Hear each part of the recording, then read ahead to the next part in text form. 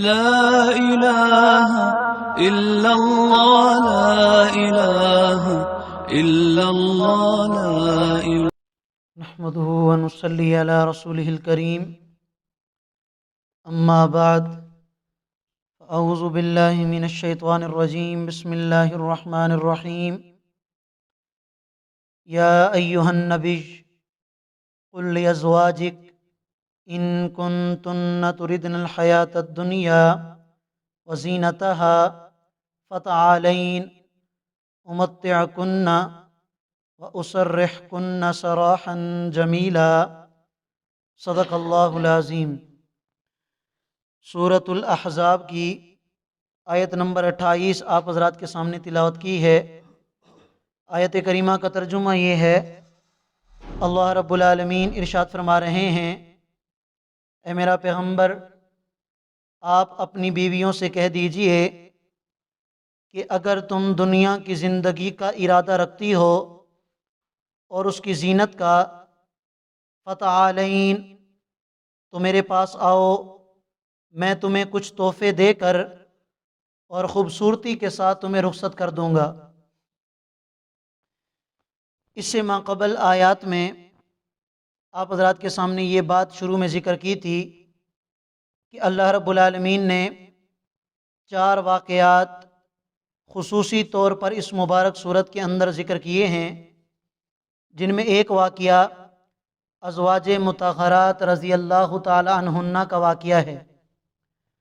ان آیات کریمہ کا پس منظر یہ ہے کہ نبی کریم صلی اللہ علیہ وسلم کی ازواج مطہرات، ان کے دل میں یہ خیال آیا کہ غزوہ احزاب بھی ختم ہو چکا ہے، پھر بنو قریظہ پر حملہ کیا گیا تو اس میں بھی اللہ تعالیٰ نے فتح عطا فرما دی.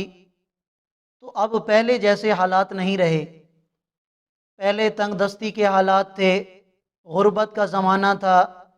ان فتوحات کے بعد اللہ تعالیٰ نے اہل اسلام کو مالی اعتبار سے بھی خوشحال کر دیا.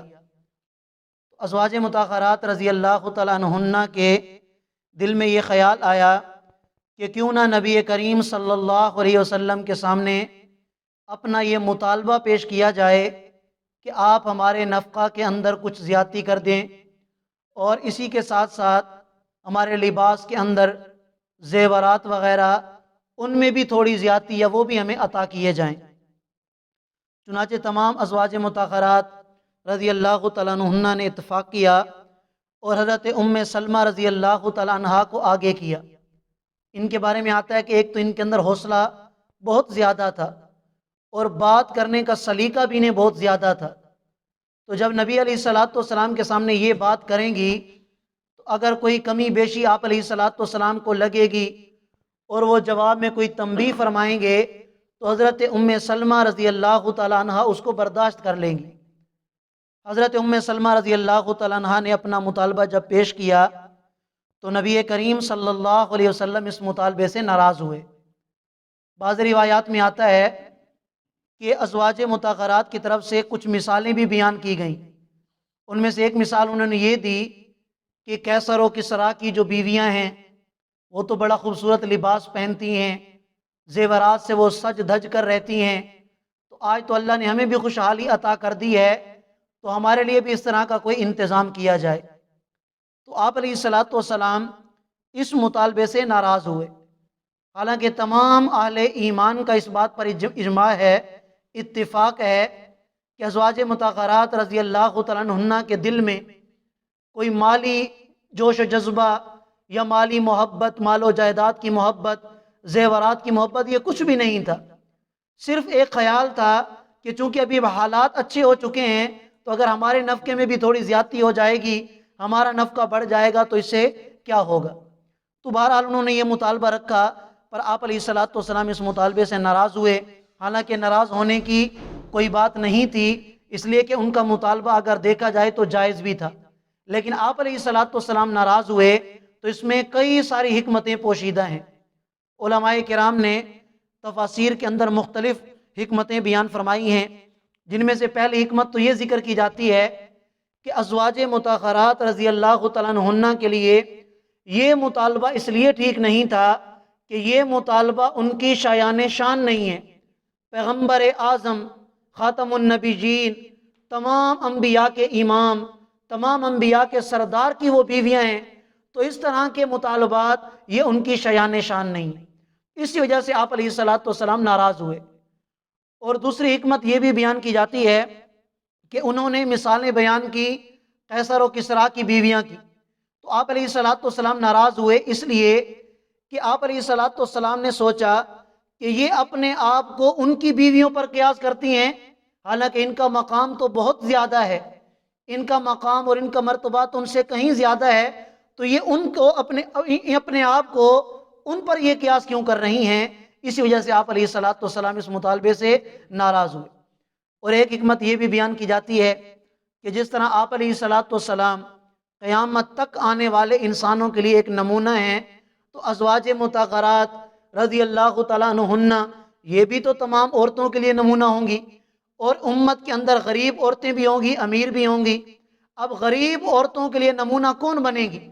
جس غریب عورت کے پاس نہ زیور ہوگا، نہ اچھا لباس ہوگا، نہ کھانے کے لیے اچھا کھانا ہوگا، نہ رہنے کے لیے اچھا گھر ہوگا، تو وہ بھی تو کہہ سکیں گی کہ جو ہماری سردار تھیں، جو ہمارے نبی کی بیویاں تھیں، ان کے پاس بھی زیورات نہیں تھے، ان کے پاس بھی اچھا لباس نہیں تھا۔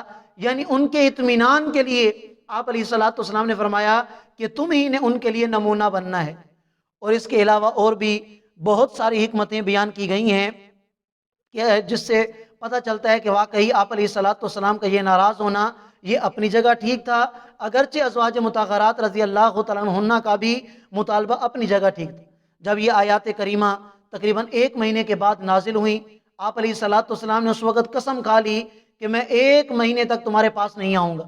1 مہینہ تک آپ علیہ الصلوۃ والسلام مسجد کے اوپر ایک چوبارہ بنا ہوا تھا، اس میں رہے۔ مہینے کے بعد اللہ تعالیٰ نے یہ آیات کریمہ نازل فرمائیں، اور سب سے پہلے یہ آیات اللہ کے نبی نے حضرت عائشہ صدیقہ رضی اللہ تعالیٰ عنہا کے سامنے پڑھی اور فرمایا کہ جاؤ اپنے والدین سے مشورہ کر لو کہ میرے ساتھ رہنا ہے، آخرت کا زیادہ تمہیں چاہت ہے یا دنیا کی تمہیں زیادہ چاہت ہے؟ اپنے والدین کے ساتھ جا کے مشورہ کرو۔ تو حضرت عائشہ صدیقہ رضی اللہ تعالیٰ عنہا نے ارشاد فرمایا یا رسول اللہ میری بھی تو کوئی رائے ہے یا نہیں؟ فرمایا کہ بالکل۔ تو حضرت عائشہ صدیقہ رضی اللہ تعالیٰ عنہا نے فرمایا کہ میں اللہ اور اس کے رسول کے ساتھ راضی ہوں، اور مجھے دنیا کی زینت اس کا کوئی خواہش نہیں ہے، مجھے آخرت کی زندگی کی فکر ہے۔ اور باقی ازواج مطہرات نے بھی پھر اسی طرح کا جواب دیا کہ ہم اللہ اور اس کے رسول کی فرما برداری کریں گی، انہی کے ساتھ رہنا پسند کریں گی، ہمیں یہ دنیا نہیں چاہیے، ہمیں آخرت میں بھلائی اور اللہ تعالیٰ کی طرف سے انعام چاہیے۔ انہی آیات کریمہ میں اسی کا ذکر کیا جا رہا ہے کہ جب ازواج مطہرات نے یہ مطالبہ کیا تو اللہ تعالیٰ نے آیات کریمہ میں آپ کے لیے صلی اللہ علیہ وسلم کے لیے کچھ احکامات نازل فرمائے۔ فرمایا میرا پیغمبر آپ اپنی بیویوں سے کہہ دیجئے ان کنتن، اگر تم دنیا کی زندگی چاہتی ہو، وزینتہا اور اس کی زینت کو چاہتی ہو، فتعالین تو آ جاؤ میرے پاس، امتعکن واسرحکن سراحا جمیلا، سنت کے مطابق میں تمہیں رخصت کر دوں گا۔ چنانچہ روایات میں آتا ہے کہ اگر کوئی آدمی کسی وجہ سے اپنی بیوی کو طلاق دے دے تو طلاق کا یہ مطلب ہرگز نہیں کہ جانوروں کی طرح اسے گھر سے نکال دیا، مار مار کے اسے گھر سے نکال دیا، نہیں، کوئی تحفہ دے کر خوبصورتی کے ساتھ آسن انداز میں اسے گھر سے رخصت کرنا چاہیے۔ تو آپ علیہ الصلوۃ والسلام نے فرمایا کہ میں تم سے ناراض نہیں ہوں گا، میرے سامنے واضح بات کر دو، دنیا کی زندگی چاہتی ہو یا آخرت کی زندگی؟ دنیا کی زندگی چاہیے تو آ جاؤ، میں تمہیں تحفہ دے کر بڑے آسن انداز کے ساتھ رخصت کر دوں گا۔